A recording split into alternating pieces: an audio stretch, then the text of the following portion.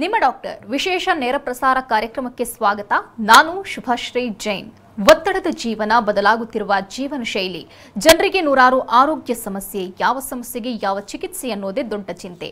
ಇಂತಹ ಸಮಸ್ಯೆ ಇರೋರಿಗೆ ಒಂದೇ ವೇದಿಕೆಯಲ್ಲಿ ಸಿಗುತ್ತೆ ಉತ್ತರ. ಇದೇ ಟಿವಿ9ನ ವಿಶೇಷ ಕಾರ್ಯಕ್ರಮ ನಿಮ್ಮ ಡಾಕ್ಟರ್.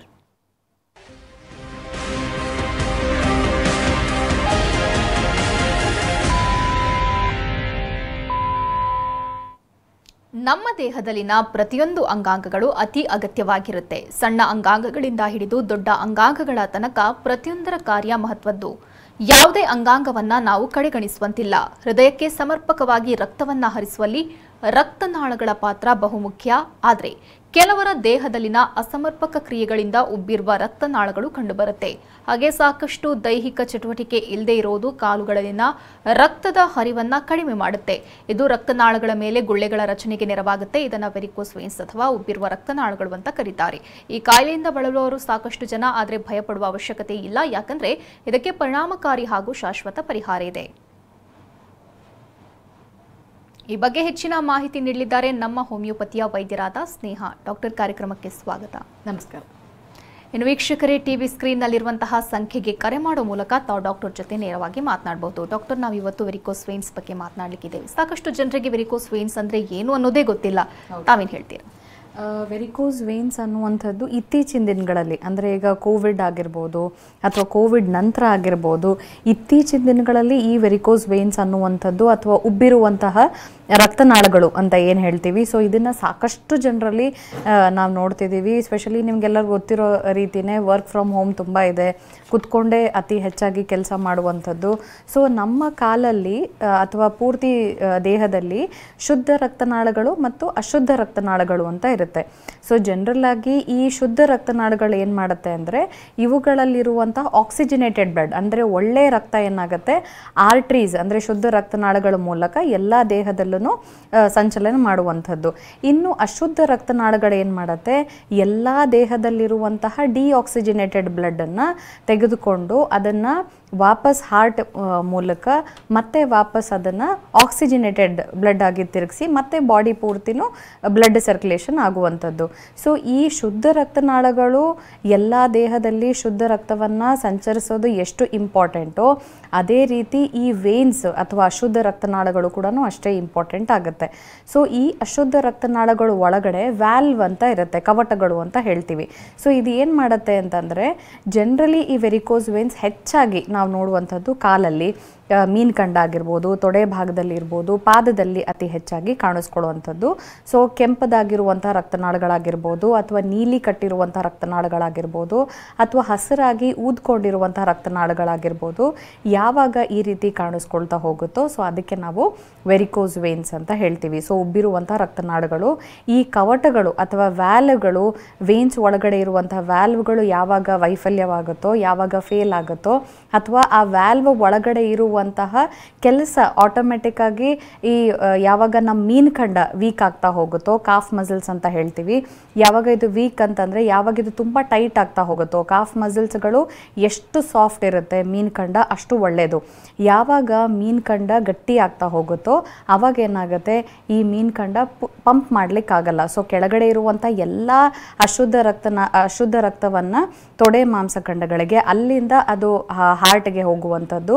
ಸೊ ಈ ಒಂದು ಬ್ಲಡ್ ಸರ್ಕ್ಯುಲೇಷನಲ್ಲಿ ಯಾವಾಗ ವ್ಯತ್ಯಾಸಗಳಾಗ್ತಾ ಹೋಗುತ್ತೋ ಸೊ ಆವಾಗಲೇ ಈ ನೀಲಿ ಕಟ್ಟಿರುವಂಥದ್ದು, ಹಸಿರಾಗಿರುವಂಥ ರಕ್ತನಾಳಗಳು ಊದ್ಕೊಳ್ಳುವಂಥದ್ದು, ಅಲ್ಲೇ ಬ್ಲಡ್ ಕ್ಲಾಟ್ ಆಗುವಂಥದ್ದು ಅತಿ ಹೆಚ್ಚಾಗಿ ನೋಡಿದಾಗ ಆವಾಗ ಅದಕ್ಕೆ ನಾವು ವೆರಿಕೋಸ್ ವೇನ್ಸ್ ಅಂತ ಹೇಳ್ತೀವಿ. ಸೊ ಇದು ಕೇವಲ ಕಾಲಲ್ಲಷ್ಟೇ ಅಲ್ಲ, ತೊಡೆ ಭಾಗದಲ್ಲಷ್ಟೇ ಅಲ್ಲ, ಎಷ್ಟೋ ಜನರಲ್ಲಿ ಅನ್ನನಾಳದಲ್ಲಿ ಕೂಡ ಕಾಣಿಸ್ಕೊಳ್ಳುತ್ತೆ, ಲಿವರಲ್ಲಿ ಕೂಡ ಈ ವೆರಿಸಿಸ್ ಅನ್ನೋದು ಕಾಣಿಸ್ಕೊಳ್ಳುತ್ತೆ. ಬಟ್ 80% ಆಫ್ ಪೇಷಂಟ್ಸಲ್ಲಿ ಇದು ಹೆಚ್ಚಾಗಿ ಕಾಣಿಸ್ಕೊಳ್ಳೋದು ಕಾಲಲ್ಲೇ.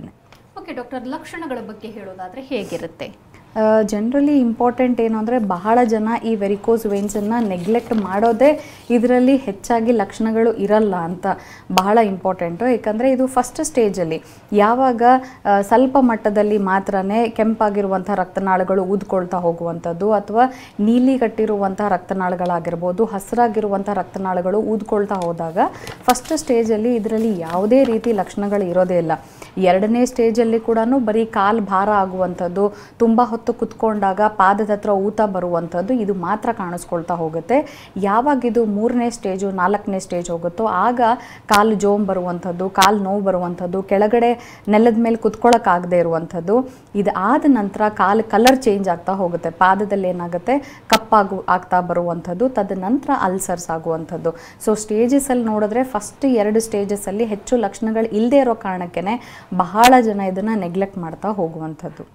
ಓಕೆ ಡಾಕ್ಟರ್, ಒಬ್ರು ಕಾಲರ್ ಇದ್ದಾರೆ, ಗಂಗಾಧರ್ ಅಂತ ಚಿಕ್ಕಮಗಳೂರಿನಿಂದ ಕರೆ ಮಾಡಿದ್ದಾರೆ. ನಮಸ್ತೆ. ನಮಸ್ತೆ ಮೇಡಮ್. ಸಮಸ್ಯೆ ಹೇಳ್ಕೊಳ್ಳಿ. Hello hello madam. ಹಾಂ ನಮಸ್ಕಾರ, ಹೇಳಿ. ಅದು ಸರ್ ಮೇಡಮ್, ನಮ್ಮ ಬಲಗಾಲಲ್ಲಿ ಫುಲ್ಲು ನರಗಂಟಾದಂಗೆ ಆಗ್ಬಿಡ್ತಾವೆ, ಏಕ ನರಗಳು. ಓಕೆ. ಈ ಹೆಜ್ಜೆ ಹತ್ರ ಒಂಥರ ಗಂಟು ಬಂದಂಗೆ ಆಯ್ತು, ಅಲ್ಲಿ ಫುಲ್ ಎಲ್ಲ ಕಪ್ಪಾಗ್ಬಿಡ್ತು.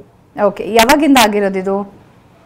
ಮೇಡಮ್ ಸುಮಾರು 5 ವರ್ಷದಿಂದ ಆಗಿದೆ. ನಾನು ಏನೂ ಆಗಿಲ್ಲ ಅಂತ ಇನ್ನು ಬೇರೆದವೆಲ್ಲ ಇರ್ತವಲ್ಲ ಮಾಮೂಲಿ ಹಂಗೆ ಇರ್ತೇವೆ ನಾವು ಮಾಡಿದ್ವಿ. ಓಕೆ. ಈಗ ನೋಡ್ರಿ ಹೆಜ್ಜೆ ಹತ್ರ ಒಂಥರ ಕಪ್ಪಾಯಿದೆ. ಓಕೆ, ಇದು ಜನರಲಿ ಏನಾಗುತ್ತೆ ಅಂತಂದರೆ ವೆರಿಕೋಸ್ ವೇನ್ಸ್ ಈಗ ತಾನೇ ನಾನು ಹೇಳ್ತಾ ಇದ್ದೆ.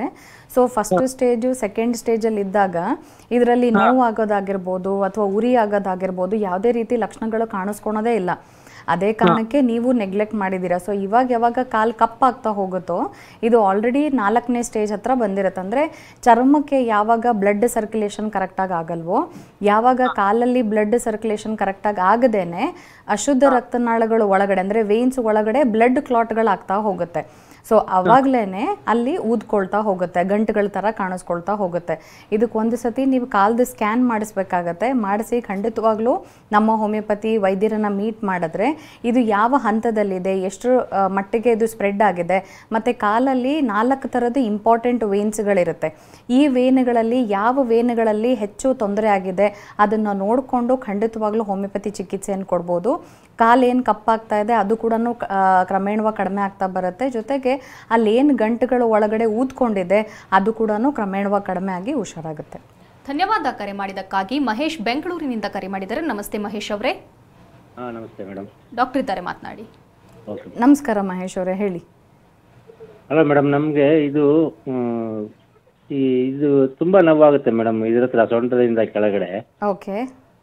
ಅದು ಬೆಳಿಗ್ಗೆ ಹೊತ್ತು ಜಾಸ್ತಿ ನೋವು ಬರುತ್ತೆ, ಓಕೆ. ಆಮೇಲೆ ಹೋಗ್ತಾ ಹೋಗ್ತಾ ಕಮ್ಮಿ ಆಗುತ್ತೆ. ಓಕೆ, ಈ ನೋವುಗಳು ಅಂದರೆ ಕಂಪ್ಲೀಟ್ ಆಗಿರುತ್ತಾ ಅಥವಾ ಬರೀ ಸ್ನಾಯುಗಳು ಅಂದರೆ ಜಾಯಿಂಟ್ಸಲ್ಲಿ ಮಾತ್ರ ನೋವಿದೆಯಾ? ಜಾಯಿಂಟಲ್ಲಿ ಇಲ್ಲ ಮೇಡಮ್, ಅದು ಇಲ್ಲಿಂದ ಸೊಂಟದ ಕೆಳಗಡೆಯಿಂದ ಹಿಡ್ಕೊಂಡು ಕಾಲವರೆಗೂ ಬರುತ್ತೆ. ಓಕೆ, ಇದು ಎಷ್ಟು ವರ್ಷದಿಂದ ಇರೋದು ಮಹೇಶ್ ಅವರೇ? ಇಲ್ಲ ಮೇಡಮ್, ಈಗ ರೀಸೆಂಟ್ ಆಗಿ ಒಂದು 15 ಇಲ್ಲ 1 ಮಂತಿಂದ ಇದೆ. ಓಕೆ, ಸೊ ಇದು 2-3 ಕಾರಣಕ್ಕಾಗಿ ಕಾಣಿಸ್ಕೊಳ್ಳುತ್ತೆ. ಒಂದು, ನಿಮ್ಮ ಬೆನ್ನು ಹುರಿಯಲ್ಲಿ ಇವಾಗ ಚಳಿ ಇರೋದ್ರಿಂದ ಮಳೆ ಇದ್ದಾಗ ಏನಾಗುತ್ತೆ, ಬೆನ್ನು ಹುರಿಯಲ್ಲಿ ಏನಾಗುತ್ತೆ ಅಲ್ಲಿ ಮಸಿಲ್ಸ್ ಇರುತ್ತೆ. ಆ ಮಸಿಲ್ಸ್ಗಳು ಸ್ಪ್ಯಾಸಮ್ ಆದಾಗ ಏನಾಗುತ್ತೆ ಆವಾಗ್ಲೂ ಅಲ್ಲಿಂದ ಕಾಲ್ವರೆಗೂ ನೋವು ಬರುವಂಥದ್ದು ಒಂದು. ಎರಡನೇದಾಗಿ ಶ್ಯಾಟಿಕಾ ಅಂತ ಹೇಳ್ತೀವಿ, ಅಂದರೆ ಸೊಂಟದ ಹತ್ರ ಇರುವಂಥ ಒಂದು ನರ ಏನಾಗಿರುತ್ತೆ ಅಲ್ಲಿ ಒತ್ತಿರುತ್ತೆ. ಸೊ ಅದರಿಂದ ಕಾಲಲ್ಲಿ ಕಂಟಿನ್ಯೂಸ್ ಆಗಿ ನೋವು ಬರ್ತಾ ಇರುತ್ತೆ. ಮೂರನೇದಾಗಿ ಆ ಕಾಲಲ್ಲಿ ರಕ್ತ ಸಂಚಾರ ಕರೆಕ್ಟಾಗಿ ಆಗ್ತಿರ್ಲಿಲ್ಲ ಅಂತಂದರೆ ಆವಾಗಲೂ ಕಾಲುಗಳು ನೋವು ಬರ್ತಾ ಇರುತ್ತೆ. ಸೊ ಒಂದು ಸತಿ ನೀವು ವೈದ್ಯರನ್ನು ಭೇಟಿ ಮಾಡಿದ್ರೆ ಈ 3ರಲ್ಲಿ ಯಾವ ಕಾರಣಕ್ಕಾಗಿ ನೋವು ಬರ್ತಾ ಇದೆ ಇದನ್ನು ತಿಳ್ಕೊಂಡು ಖಂಡಿತವಾಗ್ಲೂ ಇದಕ್ಕೆ ಚಿಕಿತ್ಸೆಯನ್ನು ಕೊಡ್ಬೋದು. ಧನ್ಯವಾದ ಕರೆ ಮಾಡಿದ್ದಕ್ಕಾಗಿ. ಡಾಕ್ಟರ್, ಸಾಮಾನ್ಯವಾಗಿ ಎಲ್ಲರಲ್ಲೂ ಇರುವಂತಹ ಪ್ರಶ್ನೆ ಅಂದರೆ ಡಾಕ್ಟರ್ನ ಯಾವಾಗ ಕನ್ಸಲ್ಟ್ ಮಾಡಬೇಕು ಅನ್ನೋದು, ಯಾವ ಹಂತದಲ್ಲಿ ಮಾಡಬೇಕು? ಈ ವೆರಿಕೋಸ್ ವೇನ್ಸ್ ಅಂತ ಬರೋಕ್ಕಿಂತ ಮುಂಚೆನೇ 2 ಥರದ್ದು ಮುಂಚೆನೇ ಒಂದು ವೇನ್ಸ್ಗಳಂದರೆ ಸಣ್ಣದಾಗಿ ಒಂದು ಸೈನ್ ಅಂತ ಕಾಣಿಸ್ಕೊಳ್ಳುತ್ತೆ, ಅಂದರೆ ಸ್ಪೈಡರ್ ವೇನ್ಸ್ ಅಂತ ಹೇಳ್ತೀವಿ. ಸೊ ಸಣ್ಣದಾಗಿ ಯಾವಾಗ ಚಿಕ್ಕದಾಗಿ ಕೆಂಪಾಗಿರೋ ರಕ್ತನಾಳಗಳು ಕಾಣಿಸ್ಕೊಳ್ತಾ ಇತ್ತು, ಅದು ಸ್ಕಿನ್ ಮೇಲೆ ಸಣ್ಣದಾಗಿ ಥ್ರೆಡ್ ಥರ ಕಾಣಿಸ್ಕೊಳ್ತಾ ಇತ್ತು ಅಂತಂದಾಗ ಆವಾಗಲೇ ಡಾಕ್ಟ್ರನ್ನ ಮೀಟ್ ಮಾಡೋದು ಬಹಳ ಇಂಪಾರ್ಟೆಂಟು. ಯಾವಾಗ ಈ ಸ್ಪೈಡರ್ ವೇನ್ಸ್ ಇದ್ದಾಗ ಇದನ್ನು ನಾವು ನೆಗ್ಲೆಕ್ಟ್ ಮಾಡ್ತಾ ಹೋಗ್ತೀವೋ ತದನಂತರ ಇದು ರೆಟಿಕ್ಯುಲರ್ ವೇನ್ಸ್ ಅಂತ ಆಗುತ್ತೆ. ಸೊ ಎಲ್ಲೋ ಒಂದು ಕಡೆ ಕಾಲಲ್ಲಾಗಿರ್ಬೋದು, ಪಾದದಲ್ಲಾಗಿರ್ಬೋದು, ಆ ಭಾಗದಲ್ಲಿ ಮಾತ್ರ ನೀಲಿ ಆಗಿರುವಂಥ ಒಂದೇ ಒಂದು ಭಾಗದಲ್ಲಿ ಮಾತ್ರ ರಕ್ತನಾಳಗಳು ಕಾಣಿಸ್ಕೊಳ್ತಾ ಇರುತ್ತೆ. ಅದನ್ನು ಯಾವಾಗ ನೆಗ್ಲೆಕ್ಟ್ ಮಾಡ್ತಾ ಹೋಗ್ತಾರೋ ಸೊ ಆವಾಗ ವೆರಿಕೋಸ್ ವೇನ್ಸ್ ಕಾಣಿಸ್ಕೊಳ್ಳುವಂಥದ್ದು. ಸೊ ಯಾವುದೇ ರೀತಿ ಅಂದರೆ ಕೆಂಪಾಗಿರ್ಬೋದು, ನೀಲಿ ಕಟ್ಟಿರುವಂಥದ್ದಾಗಿರ್ಬೋದು, ಹಸಿರಾಗಿರುವಂಥ ರಕ್ತನಾಳಗಳು ಊದ್ಕೊಳ್ತಾ ಇದೆ, ಜೊತೆಗೆ ಮುಟ್ಟಿದ್ರೆ ತುಂಬ ಪೇನ್ ಇಲ್ಲ, ಬರೀ ಅದು ಹಾಗೆ ಊದ್ಕೊಂಡಿದೆ ಅಂದಾಗ ಇಮಿಡಿಯೇಟ್ಲಿ ಡಾಕ್ಟರ್ನ ಮೀಟ್ ಮಾಡುವಂಥದ್ದು ಬಹಳ ಇಂಪಾರ್ಟೆಂಟು. ಯಾಕಂದರೆ ಈ ರಕ್ತ ಬ್ಲಡ್ ಕ್ಲಾಟ್ ಆಗುವಂಥದ್ದು ಅತಿ ಹೆಚ್ಚಾದಾಗ ಏನಾಗುತ್ತೆ, ಇದೇ ಬ್ಲಡ್ ಕ್ಲಾಟು ಅಕಸ್ಮಾತ್ ಲಂಗ್ಸಿಗೆಲ್ಲ ಹೋಯಿತು ಅಂತಂದ್ರಂತೆ ಆವಾಗ ಅದಕ್ಕೆ ಪಲ್ಮನರಿ ಎಂಬೋಲಿಸಮ್ ಅಂತ ಹೇಳ್ತೀವಿ. ಸೊ ಡೀಪ್ ವೇನ್ಸ್ ಎಫೆಕ್ಟ್ ಆಗ್ತಿತ್ತು, ಸೂಪರ್ಫಿಷಿಯಲ್ ವೇನ್ಸ್ ಎಫೆಕ್ಟ್ ಆಗ್ತಿತ್ತು. ಸೊ ತದನಂತರ ಕಾಂಪ್ಲಿಕೇಶನ್ಸ್ ಆದಾಗ ಯಾರಿಗೂ ಗೊತ್ತೇ ಆಗಲ್ಲ. ಸೊ ಆ ಕಾರಣಕ್ಕೆ ಇಮ್ಮಿಡಿಯೇಟ್ಲಿ ಇದು ಇನಿಷಿಯಲ್ ಸ್ಟೇಜಸ್ಸಲ್ಲಿ ಇತ್ತು ಅಂತಂದಾಗ ಆವಾಗಲೇ ಡಾಕ್ಟರ್ನ ಮೀಟ್ ಮಾಡೋದು ಬಹಳ ಇಂಪಾರ್ಟೆಂಟು. ಮತ್ತು ಎರಡನೇದಾಗಿ ಬಹಳ ಜನ ಅಂದರೆ ನೆಗ್ಲೆಕ್ಟ್ ಮಾಡುವಂಥದ್ದು ಏನು ಅಂದರೆ, ತುಂಬ ಹೊತ್ತು ಕುತ್ಕೊಂಡಾಗ ಆ್ಯಂಕಲ್ ಹತ್ರ ಅಥವಾ ಪಾದದಲ್ಲಿ ಊತ ಬರ್ತಾ ಇರುತ್ತೆ. ಸೊ ಇದನ್ನು ಭಾಳ ಜನ ನೆಗ್ಲೆಕ್ಟ್ ಮಾಡ್ತಾರೆ. ಸೊ ತುಂಬ ಹೊತ್ತು ಇವಾಗ ಪ್ರಯಾಣ ಮಾಡುವಾಗ ತುಂಬ ಹೊತ್ತು ಕುತ್ಕೊಂಡಾಗ ಕಾಲುಗಳು ಊತ ಬರ್ತಾ ಇತ್ತು ಅಂದರೆ ಖಂಡಿತವಾಗ್ಲೂ ಒಂದು ಸತಿ ಕಾಲು ಸ್ಕ್ಯಾನಿಂಗ್ ಮಾಡುವಂಥದ್ದು ಬಹಳ ಇಂಪಾರ್ಟೆಂಟ್ ಆಗುತ್ತೆ. ಯಾಕಂದರೆ ಎರಡು ಕಾರಣಗಳಿಂದ ಕಾಲು ಊದ್ಕೊಳ್ಳುತ್ತೆ. ಭಾಳ ಜನ ಬರೀ ಕಿಡ್ನಿ ಪ್ರಾಬ್ಲಮಿಂದ ಮಾತ್ರ ಊದ್ಕೊಳ್ಳುತ್ತೆ ಅಥವಾ BP ಶುಗರ್ ಇದ್ದಾಗ ಮಾತ್ರ ಊದ್ಕೊಳ್ಳುತ್ತೆ ಅಂದ್ಕೊಳ್ತಾರೆ. ವೆರಿಕೋಸ್ ವೇನ್ಸ್ ಇದ್ದಾಗ ಸ್ಟಾರ್ಟಿಂಗ್ ಸ್ಟೇಜಲ್ಲಿದ್ದಾಗ ಅದ್ರ ಜೊತೆಗೆ ಲಿಂಫೆಡಿನೋಪತಿ ಅಥವಾ ಲಿಂಫ್ ಡ್ರೈನೇಜಲ್ಲಿ ವ್ಯತ್ಯಾಸ ಆಗ್ತಾಯಿತ್ತು ಅಂದರೆ ಆಗ ಕೂಡ ಪಾದ ಊದ್ಕೊಳ್ತಾ ಇರುತ್ತೆ. ಸೊ ಇದು ಎರಡೂ ಇಂಪಾರ್ಟೆಂಟ್ ಸೈನ್ಸ್ ಆಗಿರುತ್ತೆ. ಈ ರೀತಿ ಯಾವುದೇ ಲಕ್ಷಣಗಳು ಕಂಡಾಗ ಖಂಡಿತವಾಗ್ಲೂ ವೈದ್ಯರನ್ನು ಭೇಟಿ ಮಾಡೋದು ಇಂಪಾರ್ಟೆಂಟು. ಓಕೆ ಡಾಕ್ಟರ್, ಕಾಲರ್ ಇದ್ದಾರೆ, ಮಾತಾಡ್ಸೋಣ. ಮಂಜುಳಾ ನೆಲಮಂಗಲದಿಂದ ಕರೆ ಮಾಡಿದ್ದಾರೆ. ನಮಸ್ತೆ ಮಂಜುಳಾ ಅವರೇ. ನಮಸ್ತೆ ಮೇಡಮ್. ಸಮಸ್ಯೆ ಹೇಳ್ಕೊಳ್ಳಿ. ನಮಸ್ತೆ ಡಾಕ್ಟರ್. ನಮಸ್ಕಾರ ಅಮ್ಮ, ಹೇಳಿ. ಅದೇ ನನ್ನ ತೊಡೆ ಹತ್ರ ಎರಡು ಕಾಲಲ್ಲೂ ಪರ್ಪಲ್ ಕಲರ್ಸ್ ಲೈನ್ಸ್ ಇದೆ. ಓಕೆ. ಬಟ್ ತೊಂದರೆ ಏನಿಲ್ಲ, ಬಟ್ ಮುಂದೆ ಏನಾಗ್ಬೋದು ಅಂತ. ಎಷ್ಟು ವರ್ಷದಿಂದ ಇರೋದಮ್ಮ ಇದು? ಅದಾಗಲೇ ಒಂದು 2 ಇಯರ್ಸಿಂದ ಇದೆ. 2 ಇಯರ್ಸಿಂದ ಇದೆ. ನೋಡಿ ಅಮ್ಮ, ತೊಡೆ ಹತ್ರ ಆಗ್ತಾ ಇತ್ತು ಅಂತಂದರೆ ಜನರಲಿ ಇಂಪಾರ್ಟೆಂಟ್ ವೇನ್ ಸ್ಟಾರ್ಟ್ ಆಗೋದೇ ಸೊಂಟದಿಂದ ಪಾದದವರೆಗೂ ಹೋಗುತ್ತೆ. ಅದಕ್ಕೆ ನಾವು ಗ್ರೇಟ್ ಸಫೆನಸ್ ವೇನ್ ಅಂತ ಹೇಳ್ತೀವಿ. ಸೊ ತೊಡೆ ಹತ್ರನೇ ಫಸ್ಟಾಗಿ ಕಾಣಿಸ್ಕೊಳ್ತಾ ಇತ್ತು ಅಂದರೆ ಮೇನ್ ವೇನ್ ಇರುತ್ತೆ, ಅದೇ ಇಫೆಕ್ಟ್ ಆಗಿರುತ್ತೆ. ಖಂಡಿತವಾಗ್ಲೂ ಇದು ವೆರಿಕೋಸ್ ವೇನ್ಸ್ ಇರುತ್ತೆ. ಇದನ್ನು ನಿರ್ಲಕ್ಷ್ಯ ಮಾಡೋಕ್ಕೆ ಹೋಗ್ಬೇಡಿ. ಯಾಕಂದರೆ ಇದರಲ್ಲಿ ಪೇನ್ ಇಲ್ಲ ಅಥವಾ ಊತ ಏನು ಬರೀ ಊತ ಮಾತ್ರ ಇದೆ, ನೋವೇನು ಕಾಣಿಸ್ಕೊಳ್ತಿಲ್ಲ, ಜೋಮ್ ಕಾಣಿಸ್ಕೊಳ್ತಿಲ್ಲ, ಅದನ್ನು ನೆಗ್ಲೆಕ್ಟ್ ಮಾಡಿದಾಗ ಇದು ಕಂಪ್ಲೀಟಾಗಿ ಕಾಲ್ವರೆಗೂ ನಿಧಾನವಾಗಿ ಸ್ಪ್ರೆಡ್ ಆಗ್ತಾ ಹೋಗುತ್ತೆ. ಖಂಡಿತವಾಗ್ಲೂ ಇದಕ್ಕೆ ಹೋಮಿಯೋಪತಿಯಲ್ಲಿ ಚಿಕಿತ್ಸೆ ಇದೆಮ್ಮ. ಖಂಡಿತವಾಗ್ಲೂ ಒಂದು ಸತಿ ಹೋಮಿಯೋಪತಿ ವೈದ್ಯರನ್ನು ಭೇಟಿ ಮಾಡಿ ಅದಕ್ಕೆ ಚಿಕಿತ್ಸೆಯನ್ನು ತೆಗೆದುಕೊಳ್ಳೋದು ಬಹಳ ಇಂಪಾರ್ಟೆಂಟ್. ಧನ್ಯವಾದ ಕರೆ ಮಾಡಿದ್ದಕ್ಕಾಗಿ. ಪ್ರಮೀಳಾ ಚಿಕ್ಕಮಗಳೂರಿನಿಂದ ಕರೆ ಮಾಡಿದ್ದಾರೆ. ನಮಸ್ತೆ. ನಮಸ್ತೆ. ಸಮಸ್ಯೆ ಹೇಳ್ಕೊಳ್ಳಿ. ನಮಸ್ತೆ ಡಾಕ್ಟರ್. ನಮಸ್ಕಾರ ಅಮ್ಮ, ಪ್ರಮೀಳಾ ಅವರೇ ಹೇಳಿ. ತಮ್ಮನಿಗೆ ಅದೇ ತರ ವೆರಿಕೋಸ್ ವೇನ್ಸ್ ಆಗಿದೆ ಮೇಡಮ್. ಈಗ ಒಂದೂವರೆ ವರ್ಷ ಆಯ್ತು. ಓಕೆ. ಅವನು ಟೀಚಿಂಗ್ ಮಾಡ್ತಾ ಇದ್ದಾನೆ. ಹೇಳಿ ಅಮ್ಮ. ಹಾಗಾಗಿ ಅದೇ ಅವ್ರಿಗೆ ಬರೀ ವೇನ್ಸ್ ವೆರಿಕೋಸ್ ವೇನ್ಸ್ ಮಾತ್ರ ಆಗಿದೆಯಾ? ಅದ್ರ ಜೊತೆಗೆ ಏನಾದರೂ ನೋವು, ಊತ? ಅವನಿಗೆ ಸ್ವಲ್ಪ ಕಾಲು ನೋವು ಇದೆಯಂತೆ. ನೋವಿದೆ. ಓಕೆ. ತುಂಬಾ ಹೊತ್ತು ನಿಂತ್ಕೊಂಡಾಗ ಕುತ್ಕೊಂಡಾಗ ನೋವಾಗುತ್ತಾ? ನಿಂತ್ಕೊಂಡಾಗ ತುಂಬಾ ನೋವು, ಪೇನ್ ಬರುತ್ತೆ ಅಂತ ಹೇಳ್ತಾ ಇದ್ದ. ಓಕೆ. ಖಂಡಿತವಾಗ್ಲೂ ಅದಕ್ಕೆ ಮೆಡಿಸಿನ್ಸ್ ಕೊಡ್ಬೋದಮ್ಮ. ನೋವು ಕಾಣಿಸ್ಕೊಳ್ತಾ ಇತ್ತು ಅಂತಂದಾಗ ಅದು ಆಲ್ರೆಡಿ 2nd ಇಂದ 3rd ಸ್ಟೇಜಿಗೆ ಹೋಗಿರುತ್ತೆ. ಸೊ ಒಂದು ಸತಿ ಸ್ಕ್ಯಾನಿಂಗ್ ಮಾಡಿಸಿ ಸ್ಟೇಜಿಗೆ ಎಂಟ್ರಿ ಆಗ್ತಾ ಇದೆ ಅಂತ ಹೇಳಿದಾರಂತೆ ಡಾಕ್ಟರ್. ಹೌದು. ಈಗ ಅದಕ್ಕೆ ಖಂಡಿತವಾಗ್ಲೂ ಚಿಕಿತ್ಸೆ ಇರುತ್ತೆ. ಹೇಳಿ ಪ್ರಮೀಳಾ ಅವರೇ. ಶೃಂಗೇರಿಯಲ್ಲಿ ಒಬ್ರು ಆಯುರ್ವೇದಿಕ್ ಮೆಡಿಸಿನ್ ಮಾಡ್ತಾ ಇದ್ದಾನೆ. ಅದಷ್ಟು ಕಂಡು ಬರ್ತಾ ಇಲ್ಲ, ಅಂದ್ರೆ ಕಡಿಮೆ ಆಗ್ತಾ ಇಲ್ಲ ಅಂತ ಹೇಳ್ತಾ ಇದ್ದೀನಿ. ಓಕೆ. ನೋಡಿ, ನಾವು ಹೋಮಿಯೋಪತಿಯಲ್ಲಿ ನಾವು ಏನು ಮಾಡ್ತೀವಿ ಅಂದರೆ ಪ್ರಮೀಳಾ ಅವರೇ, ಒಳಗಡೆ ಯಾವ ಸ್ಟೇಜಲ್ಲಿದೆ ಅನ್ನೋದು ಬಹಳ ಇಂಪಾರ್ಟೆಂಟು. ಸೊ ಅದಕ್ಕೆ ಸ್ಕ್ಯಾನಿಂಗ್ ಮಾಡಿಸ್ತೀವಿ. ಯಾವ ಹಂತದಲ್ಲಿದೆ ಅದಕ್ಕೆ ತಿಳ್ಕೊಂಡು ಆ ನೋವು ಫಸ್ಟು ಕಡಿಮೆ ಆಗಬೇಕು. ನೋವು ಕಡಿಮೆ ಆಮೇಲೆ ಊತ ಕಡಿಮೆ ಆಗ್ತಾ ಹೋಗುತ್ತೆ. ಸೊ ನಮ್ಮ ಹೋಮಿಯೋಪತಿಯಲ್ಲಿ ನಾವು 6th ಜನರೇಷನ್ ಇಮ್ಯುನೋಜೆನೆಟಿಕ್ ಮಯಾಸ್ಮೆಟಿಕ್ ಹೋಮಿಯೋಪತಿಕ್ ಟ್ರೀಟ್ಮೆಂಟ್ ಅಂತ ಕೊಡ್ತಾ ಇದ್ದೀವಿ. ಸೊ ಈ ಒಂದು ಹೊಸ ಫಾರ್ಮುಲಾಯಿಂದ ಯಾವುದೇ ಹಂತದಲ್ಲಿ ವೆರಿಕೋಸ್ ವೇನ್ಸ್ ಇದ್ರು, ಫಸ್ಟ್ ಸ್ಟೇಜಿಂದ 5th ಸ್ಟೇಜ್ ಅಲ್ಸರ್ಸ್ ಆಗಿರುವಂಥ ಸ್ಟೇಜ್ವರೆಗೂ ಇದ್ದಾಗ ಕೂಡ ಖಂಡಿತವಾಗ್ಲೂ ನಾವು ಚಿಕಿತ್ಸೆ ಕೊಟ್ಟಿದ್ದೀವಿ. ಕಂಪ್ಲೀಟಾಗಿ ಹುಷಾರು ಆಗಿದ್ದಾರೆ. ಅಲ್ಸರ್ಗಳು ಕೂಡ ಹೀಲ್ ಆಗಿದೆ. ಜೊತೆಗೆ ಕಾಲಲ್ಲಿ ಏನು ಕಪ್ಪಾಗ್ತಿರುತ್ತೆ ಅದು ಕೂಡ ಹೀಲ್ ಆಗ್ತಿದೆ. ಸೊ ಒಂದ್ಸತಿ ನಿಮ್ಮ ತಮ್ಮನಿಗೆ ಹೇಳಿ ಒಂದ್ಸತಿ ನಮ್ಮ ಹೋಮಿಯೋಪತಿ ವೈದ್ಯರನ್ನು ಭೇಟಿ ಮಾಡಲಿಕ್ಕೆ ಮತ್ತು ಸ್ಕ್ಯಾನ್ ಮಾಡಿಸ್ಬೇಕಾಗತ್ತೆ, ಯಾವ ಸ್ಟೇಜಲ್ಲಿದೆ ಮತ್ತು ಎಷ್ಟು ವೇನ್ಸ್ಗಳು ಇನ್ವಾಲ್ವ್ಮೆಂಟ್ ಇದೆ. ಸೊ ವೆರಿಕೋಸ್ ವೇನ್ಸು ಒಂದೇ ಭಾಗದಲ್ಲಿ ಕಾಣಿಸ್ಕೊಳ್ತಾ ಇರ್ಬೋದು ಊದ್ಕೊಂಡಾಗ, ಬಟ್ ಸ್ಕ್ಯಾನ್ ಮಾಡಿದಾಗ ಗೊತ್ತಾಗುತ್ತೆ ಎಷ್ಟು ವೇನ್ಸ್ಗಳಲ್ಲಿ ಅದು ಸ್ಪ್ರೆಡ್ ಆಗಿದೆ. ಅದನ್ನು ನೋಡ್ಕೊಂಡು ಅದಕ್ಕೆ ಚಿಕಿತ್ಸೆ ಕೊಟ್ಟರೆ ಖಂಡಿತವಾಗ್ಲೂ ವಿತೌಟ್ ಆಪರೇಷನ್ನು ನಾವು ಖಂಡಿತವಾಗ್ಲೂ ಹೋಮಿಯೋಪತಿಯಲ್ಲಿ ಚಿಕಿತ್ಸೆ ಕೊಡ್ಬೋದಮ್ಮ. ಧನ್ಯವಾದ ಕರೆ ಮಾಡಿದ್ದಕ್ಕಾಗಿ. ನಿಮ್ಮ ಡಾಕ್ಟರ್ ಮುಂದುವರಿಯುತ್ತೆ ಸ್ಮಾಲ್ ಬ್ರೇಕ್ನ ನಂತರ. ಡಾಕ್ಟರ್, ನಾವು ವೆರಿಕೋಸ್ ವೇನ್ಸ್ ಬಗ್ಗೆ ಮಾತನಾಡ್ತಾ ಇದ್ವಿ. ಒಂದು ವೇಳೆ ಇದನ್ನು ನೆಗ್ಲೆಕ್ಟ್ ಮಾಡಿದ್ರೆ ಯಾವ ರೀತಿಯಾದಂಥ ಪರಿಣಾಮ ಬೀರಬಹುದು? ಜೊತೆಗೆ ರಕ್ತನಾಳ ಅಂದ ತಕ್ಷಣ ಹೃದಯಕ್ಕೆ ನೇರವಾದ ಸಂಪರ್ಕ ಹೊಂದಿರುತ್ತೆ. ಹೃದಯಕ್ಕೆ ಏನಾದರೂ ಸಮಸ್ಯೆ ಆಗುವಂಥ ತೊಂದರೆ ಇರುತ್ತಾ? ಹೇಗೆ ಕಾಂಪ್ಲಿಕೇಶನ್ಸಲ್ಲಿ ಮ್ಯಾಕ್ಸಿಮಮ್ ನಾವು ನೋಡುವಂಥದ್ದು ಅಂತಂದರೆ ಒಂದು ವೆರಿಕೋಸ್ ಅಲ್ಸರ್ಸ್ ಆಗುವಂಥದ್ದು, ಇದು ಲಾಸ್ಟ್ ಸ್ಟೇಜಲ್ಲಿ ಆಗುವಂಥದ್ದು. ಜನರಲಿ ವೆರಿಕೋಸ್ ವೇನ್ಸ್ ಅಂದರೆ ಉಬ್ಬಿರುವಂಥ ರಕ್ತನಾಳಗಳನ್ನು ಯಾವಾಗ ನಾವು ನೆಗ್ಲೆಕ್ಟ್ ಮಾಡ್ತಾ ಹೋಗ್ತೀವೋ ಆವಾಗ ಏನಾಗುತ್ತೆ, ಚರ್ಮಕ್ಕೆ ಮಾಂಸಖಂಡಗಳಿಗೆ ಒಳ್ಳೆ ರಕ್ತ ಸಂಚಾರ ಆಗೋದೇ ಇಲ್ಲ. ಸೊ ಆವಾಗ ಏನಾಗುತ್ತೆ, ಚರ್ಮ ಕಪ್ಪಾಗ್ತಾ ಹೋಗಿ ತದನಂತರ ಅಲ್ಲಿ ಗಾಯಗಳಾಗಕ್ಕೆ ಸ್ಟಾರ್ಟ್ ಆಗುತ್ತೆ. ಸೊ ಈ ಅಲ್ಸರ್ಸ್ ಆಗುವಂಥದ್ದು ತುಂಬಾ ಮೇಜರ್ ಕಾಂಪ್ಲಿಕೇಶನ್ಸ್ ಆಗಿ ನಾವು ನೋಡುವಂಥದ್ದು. ಎರಡನೇದಾಗಿ ಯಾವಾಗ ಈ ವೆರಿಕೋಸ್ ವೇನ್ಸು ನೆಗ್ಲೆಕ್ಟ್ ಆಗ್ತಾ ಹೋದಾಗ ಚರ್ಮ ಕಪ್ಪಾಗ್ತಿತ್ತು ಅಂತಂದಾಗ ಡೀಪ್ ವೇನ್ಸ್ ಅಂದರೆ ಮಾಂಸಖಂಡಗಳು ಒಳಗಡೆ ಇರುವಂಥ ವೇನ್ಸ್ ಏನಿರುತ್ತೆ, ಅಶುದ್ಧ ರಕ್ತನಾಳಗಳು, ಅಲ್ಲಿ ಬ್ಲಡ್ ಕ್ಲಾಟ್ ಆದಾಗ ತುಂಬಾ ಡೇಂಜರ್ ಆಗುವಂಥದ್ದು. ಬಹಳ ಜನ ಏನಾಗುತ್ತೆ ಅಂತಂದರೆ ಆ ಭಾಗದಲ್ಲಿ ಏನಾದರೂ DVT ಅಂತ ಹೇಳ್ತೀವಿ, ಅಂದರೆ ಡೀಪ್ ವೇನ್ ಥ್ರಾಂಬೋಸಿಸ್ ಅಂತ ಹೇಳ್ತೀವಿ.